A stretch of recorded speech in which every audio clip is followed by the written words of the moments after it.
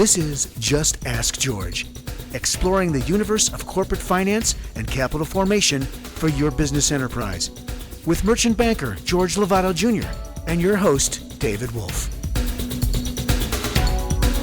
Welcome back to Just Ask George. David Wolf here, affiliate banker, co-dude, here with the one and only George Lovato Jr. Over the top pound there. We're coming over the top because we've turned we've got the our table new gears set up here. Turned the table upside down.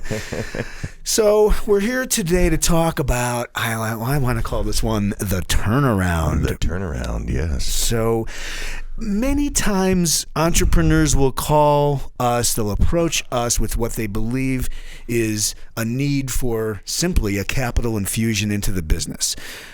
George, over the many years, the many thousands and billions of years he's been doing corporate finance. Corporate finance, has discovered that most of the time, or much of the time, there's a range of underlying, he said, issues, symptoms involving people, involving the financial condition of the corporation, etc., that have to be looked at, examined, re-engineered, and sometimes renovated. Right on. We've talked about it in past shows in that some of the requests revolve around, just give me money and I can take the business to the next level. Mm-hmm. And we find that after we spend time sort of peeling back the layers of the onion and looking at the management, it's, money is such a small percentage of what they really need. Sometimes it's modification to the business model. And the client that we're currently working with, your client, has a rather archaic approach to how they sell their product. And their excuse is, well, this is the way the industry does it. And through some research, we found out that, no, that's really not the case. Management has been led to believe by their sales staff that this is the way it's done. But what has happened, what has resulted in this particular model is it's very inefficient. And now it begs the question, well, how did they get here? How did they get to the point where we have to put them into a Chapter 11 to protect them from certain creditors? Why do we have to engage in debtor in possession financing? How did they get here? Why did they get here? And of course, one of the principal answers is the sales model is inefficient. And the money that's required, and of course they need new equipment, they need new this, new that, so on and so forth. And that is all true. But then in the turnaround, you have to say, okay, so this is how they got here. Who in management then made these decisions, or is following, or essentially trying to keep this company on this very inefficient and archaic path? And some of those people in this environment, you have to ask, do you want to keep them around? Because once you reorganize the balance sheet of the company, once you've put in new capital, do you want to proliferate the same problem all over again? You're going to end up funding the problem rather than having a new foundation with efficiencies that, as you speak about in the sales model. George, you said something to me as we were working with this client, and you looked at me with that look. He's got a look.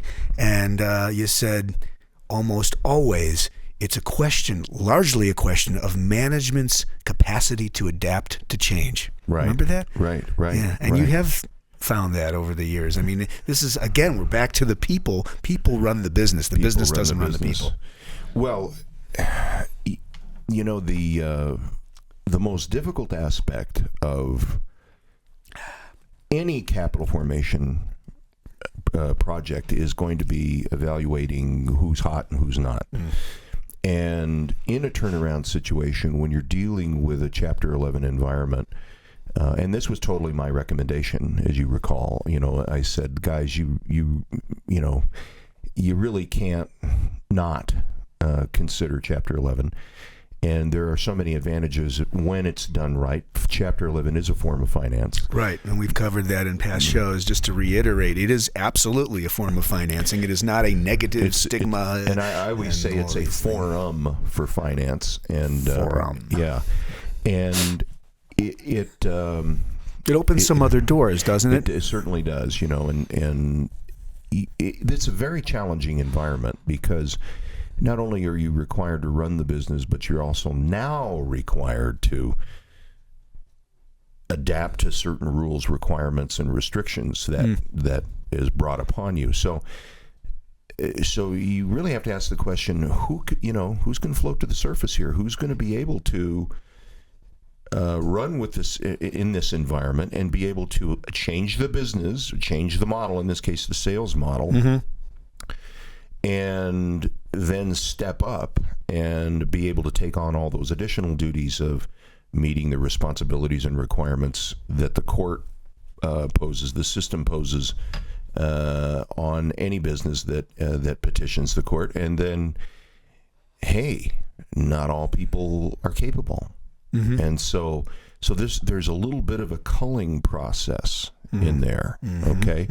Now, there's some interesting aspects of this particular CEO in that his depth of knowledge of the industry is, I would rate it in the 99th percentile of any CEO. Some CEOs, when we've seen it, they're smart guys, but when it comes to knowing their industry, not their business, but when it comes to knowing their industry, they kind of lack a little. Okay, the broader view of how the industry operates.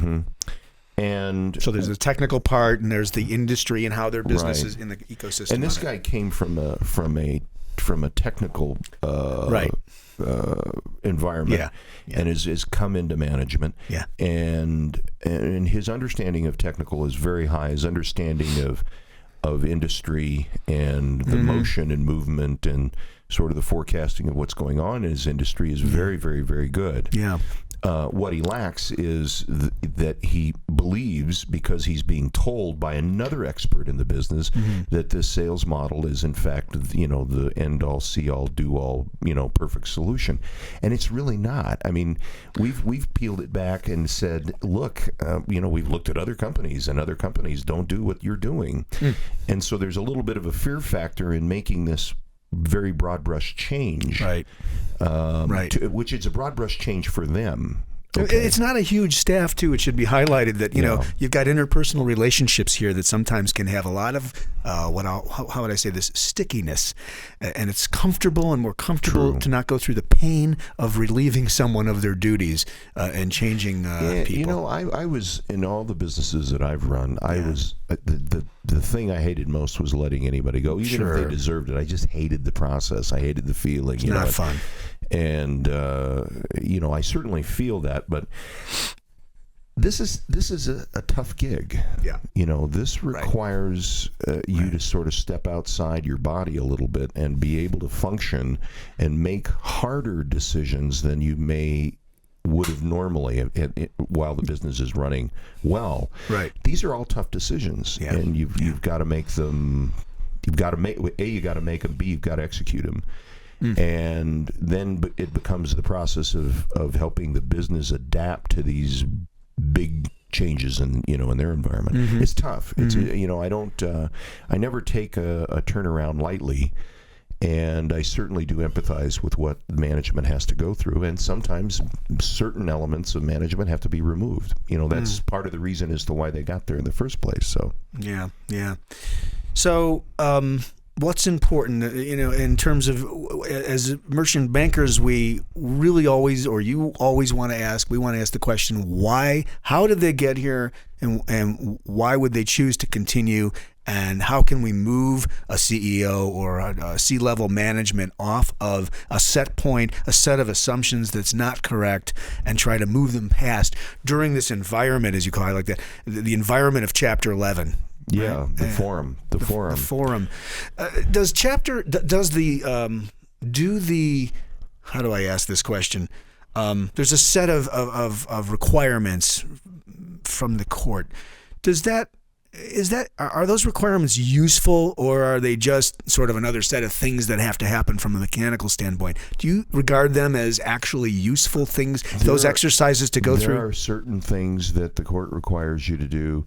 You got to do something in 24 hours. You got to do something in 7 days. You got 13 weeks. Right. But it really, it's one, informational for the judge and potentially trustees to help them understand if management really knows what they're doing and how they're going to control things like cash collateral and whether they can be trusted and do they have a sense as to how they're going to come out of this and how are they going to manage in the interim until they can come out. So it's kind of very early on, it's some of these things are the prelude to what's coming in the form of the bigger plan, the workout plan. So, and it causes management to say, hey, can we really hit these numbers? So there is some usefulness there. That was the core of my question. Is this useful? Some usefulness, All right. Absolutely. In terms of your approach to participants and forming the capital, the actual capital that will come in once amidst of this Chapter 11, are there any nuances that are worthy of sharing in terms of? Does it make it more difficult to fund a business if they're in 11 or whatever? It's a different. 13. It's a different set of. It's a different mindset of these guys called debtor in possession finance resources. These DIP, we use that term DIP all the time, debtor in possession. These DIP guys, and they come in all forms, shapes, and sizes, and some of them have certain preferences for certain industries, certain structures, so on and so forth. And in this particular case, I recommended that we look at a path of structuring a proponent plan. Yeah. And actually bringing in a joint venture, a sort of a company that will have the capitalization and essentially be the catalyst for this company, our client, to come out of 11. And I won't bore our viewers today on some of those real finite details, but. The debtor in possession guys come along and they understand how the mechanics of bankruptcy works very well. Sometimes they know more than the lawyers, and I've seen that in many cases. And their goal is, okay, how long are we going to be in this, and how do we get out? Okay, so those are two questions. It's the same. It's a mirror image of that question. How long are we going to be here and how do we get out? They come in with an understanding of the forum. They come in with an understanding of what their goal is, which is to provide financing and aid the company in its exit. Okay, and it's probably only about half the time that I've seen the DIP guys stick around after the company has come out of 11 and continue to provide financing. Interesting. They, their purpose is that's the environment they like. They say, okay, boom, we're done. Yeah, there's a cost of capital that's appealing to them, and then all that. Part of our job is to transition the company, i.e., utilizing those DIP resources into the standard commercial channel at that point. So our job becomes more complex than ever because we have to make the case that these guys are ready and we've essentially cleaned the slate. Now, here's another interesting thing, and this sort of shows you what happens when you don't manage an 11 correctly. Another client of ours filed an 11. This was before we came along, and was in 11 for about 2 years. And of course, when you go into 11, there's some purposefulness as to why you're doing it. What problems you want to solve, how you want to scrub and reorganize the balance sheet. There is purposefulness in the process. And so this guy came out of 11, and he really he shouldn't have, because he wasn't finished. And so some of the important things that needed to be accomplished in 11 weren't. And so he comes out of 11 and he's somewhat exposed. He's somewhat naked. Yeah. So now he's come to us and he said, I kind of need your help. and I've got to make this transition, and I've got these exposures here with these other creditors. I just, frankly, asked him the question, well, what in the heck did you come out for if you didn't resolve those issues? And he said, well, we just didn't think we could. Okay. Importance of legal counsel. In talking further and actually speaking with the legal counsel that handled him in 11, he was totally unequipped. There was some litigation that needed to be attended to. There were some lender liability issues that, they were blatant, but the guy was incapable of trying those issues in the bankruptcy forum. So, my question to him was, well, then why didn't you bring the guys in that, essentially could have beat the daylights out of these two creditors that created a big problem in the first place? And his response was, we didn't have time. And, the judge wasn't pushing him out the door either. I was going to ask about... The judge knew that these problems still existed. What is the fuse? Premature ejection. Thank you, ladies and gentlemen. What is the understanding about time frame coming out? What you go through this transition and you need to be ready. I guess there's two parts to that question. Not so much how do you manage the transition, which we just covered, but when are you ready and how do you know? Okay, first of all, there's a very small percentage of our clients that are involved in 11, or where we recommend that. Okay. This is a very small percentage of the entire book of business that we take on, and this particular case we're discussing today, and I'm answering your question by sort of phrasing it or prefacing it this way, is that the company has a tremendous book of business, a very vast clientele. The assets are worth preserving, and our advice is about protecting those assets, okay? So, how do you put a calendar to that?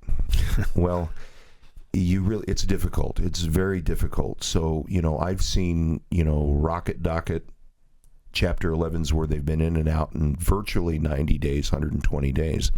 I've seen others that have been in for 2 and 3 years. And it's an expensive process. So you can't go in this with an empty wallet. You have to be able to fund the lawyers and guys like me that go in there and figure out how to figure this stuff out. Okay. So the court wants you out as soon as you can get out. That was the other part of my question.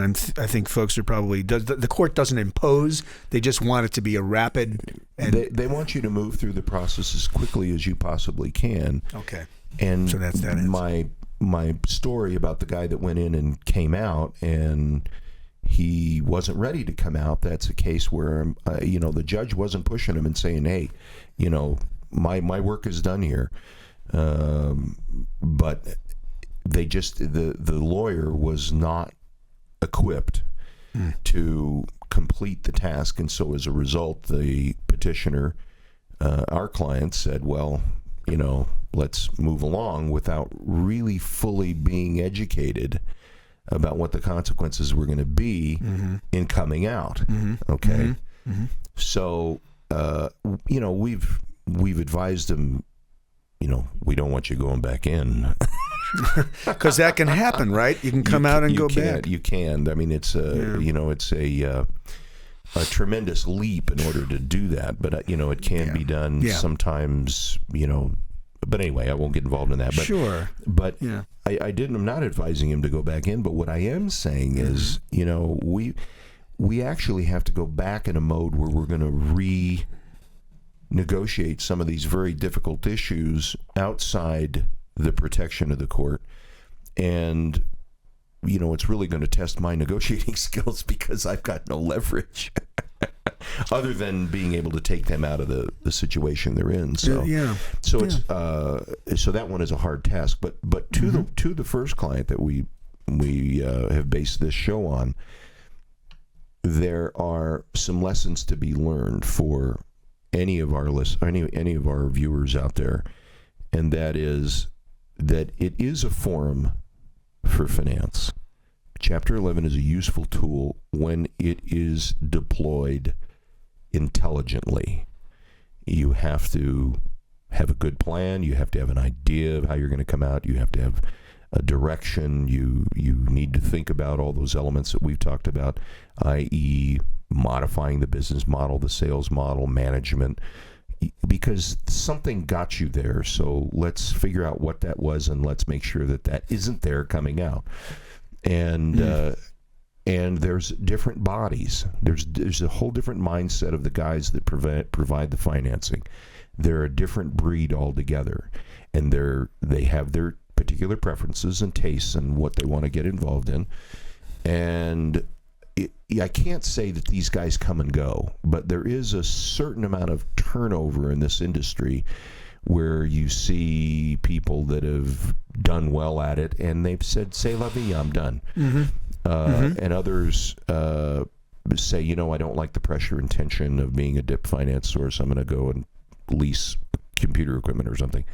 But there is a certain amount of turnover. There are very few old hands that were here 25 years ago that are here today. Interesting. Okay? So you've got the resources. You know who these players are. Okay, they're easy to find.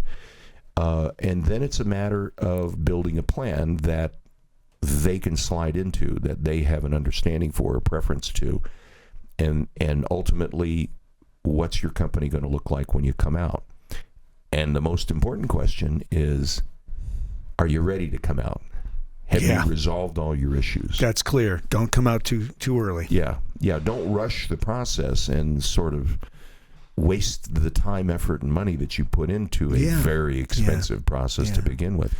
So don't be faint of heart. Fascinating stuff. I mean, for those that are in distress and their businesses are in distress, I guess that going in, I was going to ask this question as we wind down, going into bankruptcy, I'm going to guess it's generally triggered by some cash flow issue or there's stuff going on with I've seen it for all sorts of reasons. Oh, all right. I've seen it because a lender has jerked the chain of the borrower and maybe frozen or claimed a default on the borrower when no default existed. Or I've seen it where a group of creditors have decided that they're going to try and crush this particular business, and there's the old conspiracy theory, they all ganged up on me. Yeah. And you go, yeah, sure, right. And then you find out they actually did. Right. And then I guess conversely,